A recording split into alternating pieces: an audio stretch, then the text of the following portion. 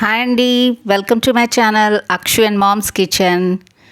చిన్న సైజ్ కాకరకాయలతో ఒక స్పైసీ ఫ్రై కాకరకాయ కారం ఈజీగా తయారు చేసుకోవచ్చు.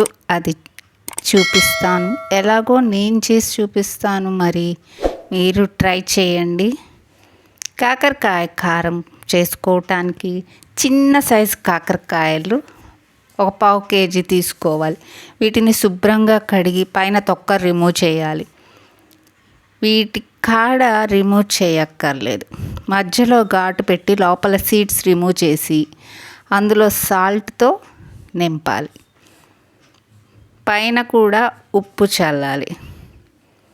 కాకరకాయ జనరల్గా చేదుగా ఉంటుంది కదండి, సో ఆ చేదు పోగొట్టడానికి ఈ సాల్ట్తో నింపి ఒక 15 మినిట్స్ తర్వాత 2 or 3 టైమ్స్ కడిగి బాగా ఆ వాటర్ని పిసికేయాలి.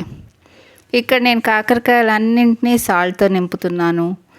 ఇలా చేతితో కూడా సాల్ట్ వేసి ఫిల్ చేసేయచ్చు. పైన సాల్ట్ జల్లి ఈ విధంగా బాగా సాల్ట్ వేసేసి, ఏం లేదు జస్ట్ ఆ చేదు పోవటానికి ఇదంతా ఇది కలిపి 15 మినిట్స్ బాగా కలపాలి. బాగా కలిపిన తర్వాత ఒక 15 నిమిషాల తర్వాత అది బాగా కడిగి ఆ వాటర్ పోయే వరకు బాగా పిండేయాలన్నమాట చేత్తో. సో వీటిని నేను ప్రస్తుతం పక్కన పెట్టి ఉంచుతాను, కాసేపు అయ్యి నానతాయి. ఒక జస్ట్ 15 మినిట్స్ చాలు. అట్లా పిసికేయాలన్నమాట. తర్వాత కడిగిన తర్వాత ఈ విధంగా గట్టిగా పిసికేసేస్తే క్లీన్గా నీట్గా అయిపోతుంది. సో నెక్స్ట్ మనం మిక్సీ జార్లో వెల్లుల్లి ఒక 8 నుండి 10 వెల్లుల్లి రెబ్బలు తీసుకోవచ్చు. జీలకర్ర 1 టీ స్పూన్, ధనియాలు 1 teaspoon, crystal salt or మామూలు సాఫ్ట్ సాల్ట్ అన్నా పర్వాలేదు, మెత్తటి అయినా అదొక పావు టీ స్పూన్, కారం ఒక పావు టీ స్పూన్. ఇవన్నీ వేసి జస్ట్ కచ్చా పచ్చగా చాలు, అది గ్రైండ్ చేసేసి ఆ గ్రైండెడ్ పేస్ట్ని ఒక ప్లేట్లోకి తీసుకోవాలి. ముందుగా మనం ఇవి కూడా ఒక పెద్ద ఉల్లిని కూడా కట్ చేసి చిన్న ముక్కలుగా కట్ చేసి పెట్టుకుందాం. 1-2 రెబ్బల కరివేపాకు, 2 పచ్చిమిర్చిలు ఏమైనా నిలువుగా కోసి పెట్టుకోవాలి. ఇక నెక్స్ట్ ప్యాన్లో కొంచెం ఆయిల్ వేసి అది కాగిన తర్వాత మనం ఇంతకు ముందే కడిగి ఆ నీరంతా పిండేసిన కాకరకాయలు ఈ ఆయిల్లో వేసి వేపాలన్నమాట. ఆయిల్ బాగా కాగాలి, కాగిన తర్వాతే వేయాలన్నమాట. ఇవి కొంచెం బ్రౌనిష్ కలర్గా మారేంత వరకు వేపుతూ ఉండాలి. అది అప్పుడప్పుడు మనం మధ్య మధ్యలో సిమ్లో పెట్టచ్చు ఆర్ హైలో అటు ఇటు మారుస్తూ ఉండాలి. మళ్ళా తిప్పుతూ ఉండాలన్నమాట కాసేపు అటు ఇటు, లేకపోతే అవి మాడిపోతాయి అన్నమాట. ఇవి కొంచెం లైట్గా కాసేపట్లో కలర్ చేంజ్ అవుతాయి. చూసారా, ఇప్పటికే లైట్గా మారింది. మరి కొంచెం సేపు వేపాలి, కొంచెం బాగా బ్రౌనిష్ కలర్ రావాలన్నమాట.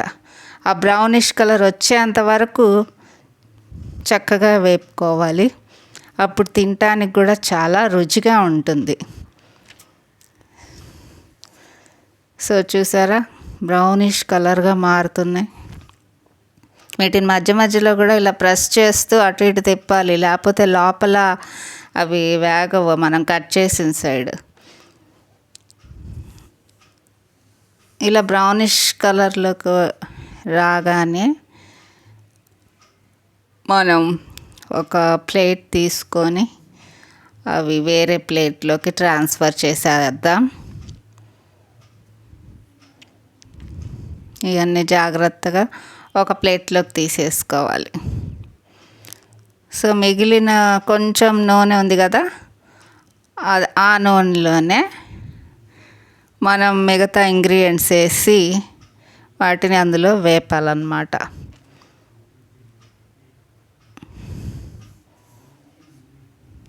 సో ఇవి ప్లేట్లో తీసేసాను. ఇప్పుడు కట్ చేసిన ఉల్లిపాయ ముక్కలు వేసి దోరగా వేపాలి. అందులోనే మనం 2 పచ్చిమిర్చీలు నిలువుగా కట్ చేసి పెట్టుకున్నాం కదా, అది కూడా అందులోనే వేసేయాలి. కొద్దిగా కరివేపాకు వేసి కలపాలి.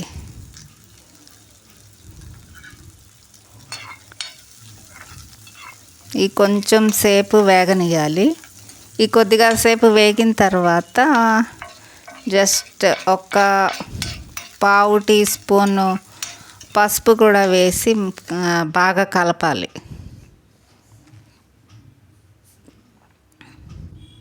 ఇంకా పావు టీ స్పూన్ పసుపు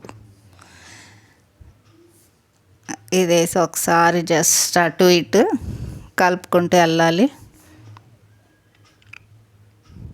నెక్స్ట్ మనం గ్రైండ్ చేసిన మసాలా ఉంది కదా, ఇందాక మనం గ్రైండ్ చేసాం, అది కూడా వేసి కొంచెం సేపు వేయించాలి.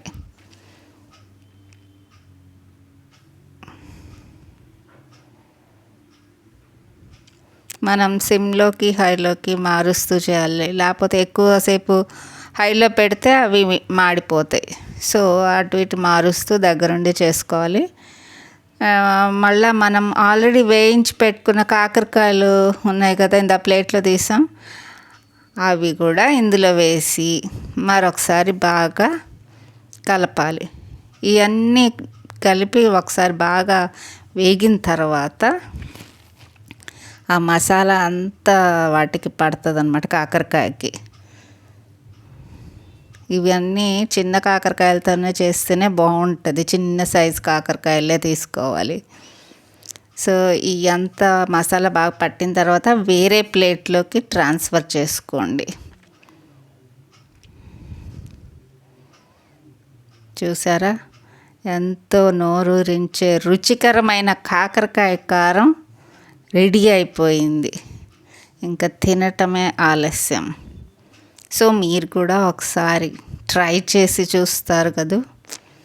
ఈ టేస్టీ కాకరకాయ కారం అందరికీ నచ్చిందని అనుకుంటున్నాను. ఒకసారి మీరు కూడా ట్రై చేసి చూడండి. Thank you for watching. Please like, share and subscribe. Thank you. మరిన్ని ఫుడ్ వెరైటీస్తో మీ ముందుకు వస్తాను. బాయ్.